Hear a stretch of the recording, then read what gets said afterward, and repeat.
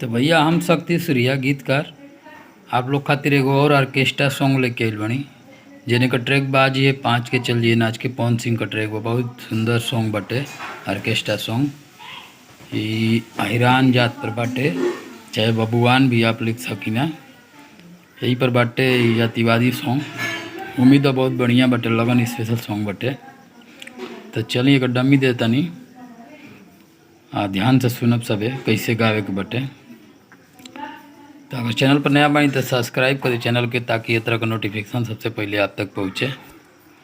एगो लाइक करी कमेंट बताइए कि सॉन्ग कैसा लागल। चलिए सुनाओ तनी आप लोग डमी देता नहीं एक।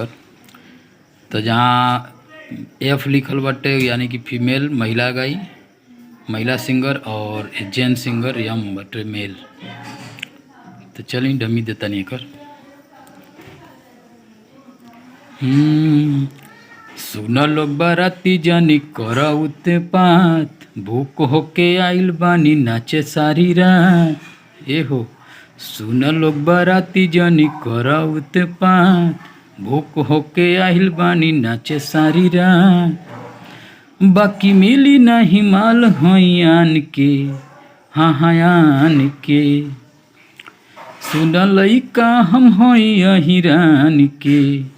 अरे डोर नइखे जान के ले जाइब टांग के डोर नइखे जान के ले जाइब टांग के। तो यही रहा मुखड़ा। उम्मीद बा आप लोग के पसंद आई लोग।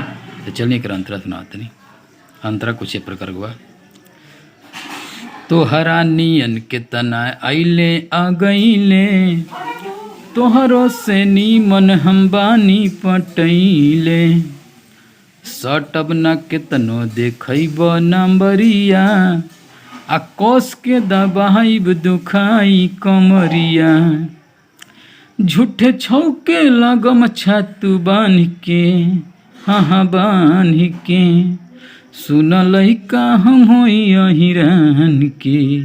अरे डोर नइखे जान के ले जाइब टांग के डोर नइखे जान के ले जाइब टांग के।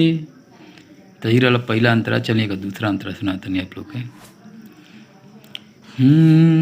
ढेर जनी बोढ़ बोढ़ बोल तू बोली आज जदि रोकबू तो चल जाई गोली। हमरा बुझाता ना तोहरा में दम बा यादव जी के लाठी ना केहू से कम बा। शक्ति सूर्य सिंगर थकी जइब मांग के हाँ मांग के सुन लइका हम होई अहिरान के। अरे डोर नइखे जान के ले जाइब टांग के। तो ये सॉन्ग रहा। उम्मीद ना पूरा विश्वास आप लोग को पसंद आई।